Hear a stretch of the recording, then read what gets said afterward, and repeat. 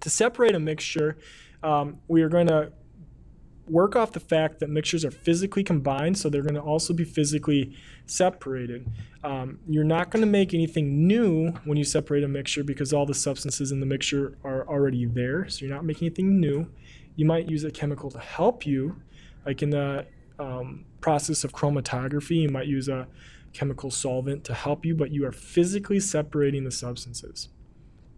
And we're taking advantage of differences in properties. So, for example, looking at this chart, if we had a mixture of nickel beads, water, and polypropylene plastic pellets, there's some different properties here. So we could subtract the nickel from that mixture by using a magnet because there's a difference in properties right here.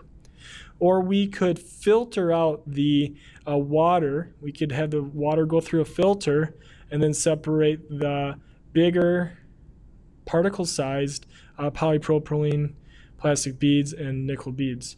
Or since the density is different of all of these, the beads are going to float at the top, the nickel is going to be at the bottom, we could skim off the plastic pellets. So we're using differences in physical properties. Finally, we can describe matter using different states. So we can have the state of matter a solid, which you should be familiar with, where they have a definite shape and a definite volume. They're going to be rigid, and those particles are going to be really, really close together, and they're going to have direct contact with their neighbors.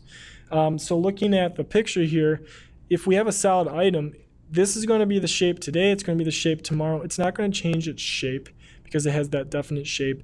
And however much space this object takes up, it's going to be the same today and it's going to be the same tomorrow. Looking at the individual particles underneath a microscope, this top left particle is stuck to its adjacent particles.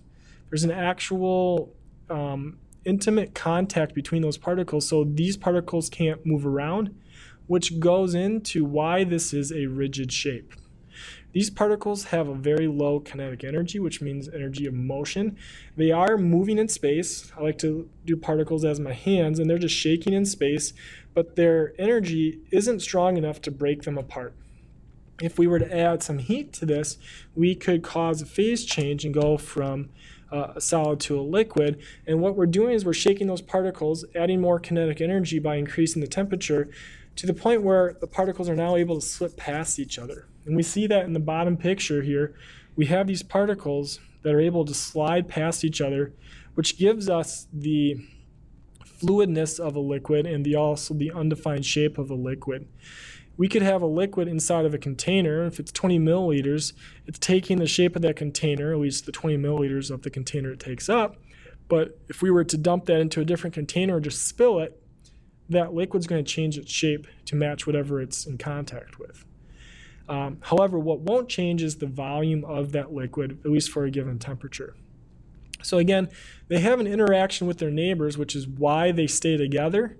However, they can slip past their neighbors is because their kinetic energy, their energy of motion, is large enough that they're sliding past each other.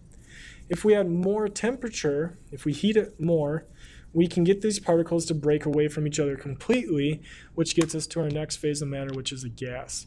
Gas has an undefined shape and undefined volume, which means we don't know its shape or volume because it can change inside of a given container. If we have a balloon and we heat it, we can change the volume of that balloon. We could also change the shape of that balloon by squeezing the balloon, or if we were to let that gas in that balloon out, it would take the shape of the room.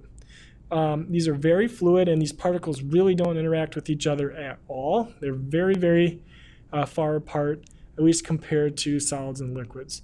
Finally, they have the highest kinetic energy, the highest energy of motion, and because of that, they're able to zoom around their entire container.